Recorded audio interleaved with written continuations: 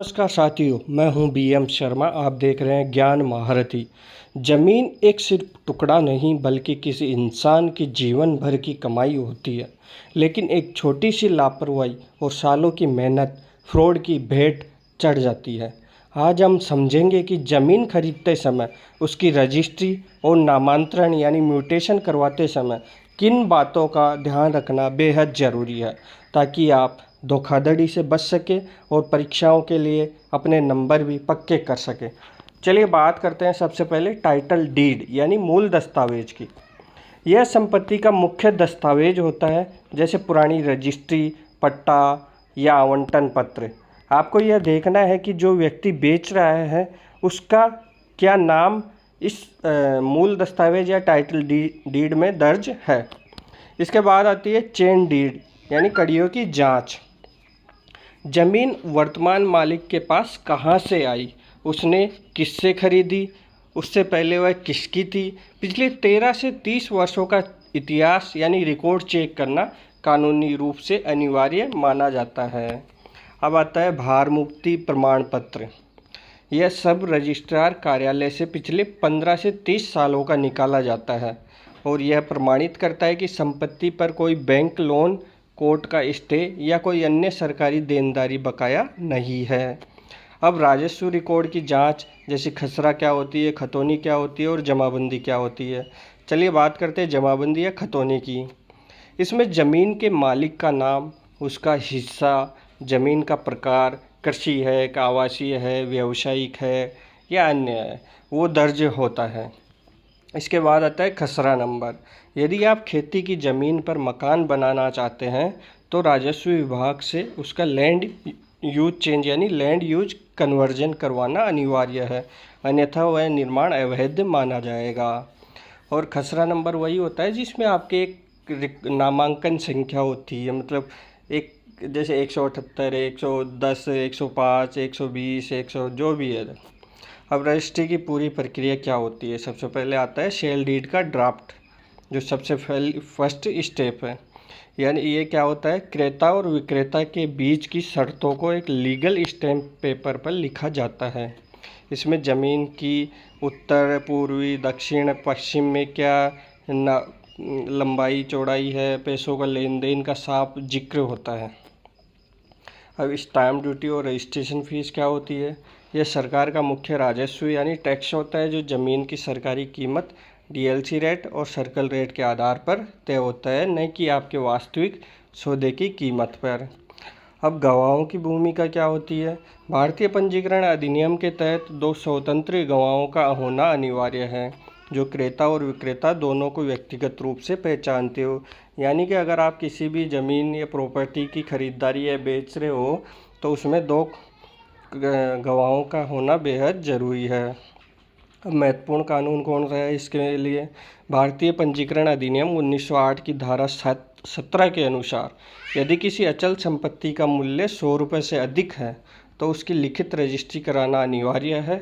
बिना रजिस्ट्री के केवल एग्रीमेंट टू सेल से मालिकाना हक ट्रांसफ़र नहीं होता। अब संबंध कानून क्या कहता है। संपत्ति अंतरण अधिनियम 1882 की धारा 54 विक्रय को परिभाषित करती है, जिसके अनुसार स्वामित्व का ट्रांसफ़र केवल पंजीकृत दस्तावेज द्वारा ही हो सकता है। अब नामांतरण और दाखिल खारिज म्यूटेशन फेज़, उसके क्या स्टेप्स हैं उस पर बात करते हैं। सबसे पहले आता है दाखिल खारिज म्यूटेशन क्या है।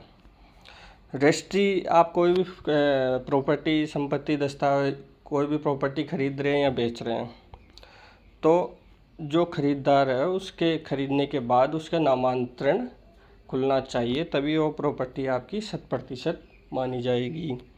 रजिस्ट्री के बाद सरकारी रिकॉर्ड से पुराने मालिक का नाम काटकर नए खरीदार का नाम दर्ज करना ही नामांतरण या दाखिल खारिज कहलाता है।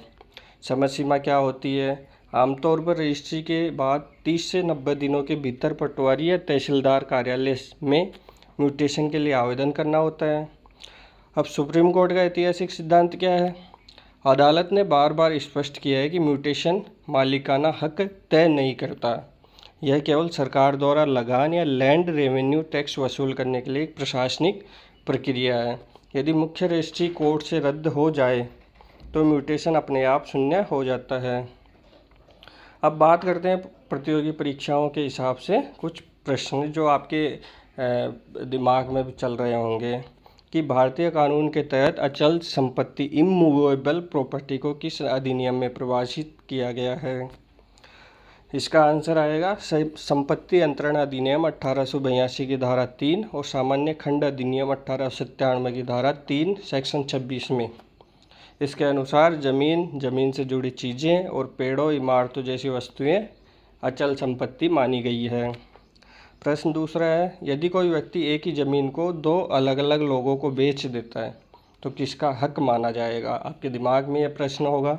इसका उत्तर आएगा पंजीकरण अधिनियम 1908 की धारा 47 और संपत्ति अधिनियम अंतरण अधिनियम की धारा 48 के अनुसार जिस व्यक्ति की रजिस्ट्री पहले निष्पादित यानी एग्जीक्यूट हुई थी कानूनी रूप से उसी का अधिकार मान्य होगा। प्रश्न 3 क्या है, सर्कल रेट या डीएलसी रेट क्या होता है। इसका सही जवाब आएगा, यह सरकार द्वारा तय की गई किसी क्षेत्र की ज़मीन की वह न्यूनतम कीमत होती है जिससे कम कीमत पर उस ज़मीन की रजिस्ट्री नहीं की जा सकती। स्टैम्प ड्यूटी इसी रेट पर ली जाती है जो सरकार द्वारा तय की जाती है। चौथा प्रश्न है, प्रतिकूल कब्जा एडवर्स पोजीशन क्या है और इसकी समय सीमा क्या है। सीमा अधिनियम 1963 यानी लिमिटेशन एक्ट के तहत यदि कोई व्यक्ति किसी निजी ज़मीन पर बिना रोक टोक और लगातार 12 वर्षों तक कब्जा रखता है तो कानूनी रूप से उस ज़मीन पर मालिकाना हक का दावा कर सकता है। सरकारी ज़मीन के मामले में यह अवधि 30 वर्ष है। तो साथियों, आज की इस महा क्लास में हमने ज़मीन के कड़े कानूनों से लेकर पटवारी के बस्ते तक का पूरा सफ़र तय कर लिया है। अब राजस्व रिकॉर्ड का कोई भी सवाल आपकी परीक्षा में आ जाए या ज़मीन खरीदते समय कोई भी पेचीदगी सामने हो तो आप मात नहीं खाएंगे। इस क्लास के विस्तृत नोट्स का अच्छे से रिवीजन कर लीजिएगा ताकि एग्ज़ाम हॉल में आपके नंबर पक्के रहें। अगर आज की यह जानकारी आपको मजबूत और जागरूक बनाती है तो अपने इस मंच ज्ञान महारथी चैनल को अभी सब्सक्राइब करें, वीडियो को लाइक करें और अपने परिवार और दोस्तों के साथ व्हाट्सएप पर ज़रूर शेयर करें ताकि कोई भी धोखाधड़ी का शिकार न हो। मिलते हैं अगली क्लास में एक नए और धमाकेदार टॉपिक के साथ। तब तक सीखते रहिए और बनते रहिए ज्ञान महारथी। जय हिंद, जय भारत।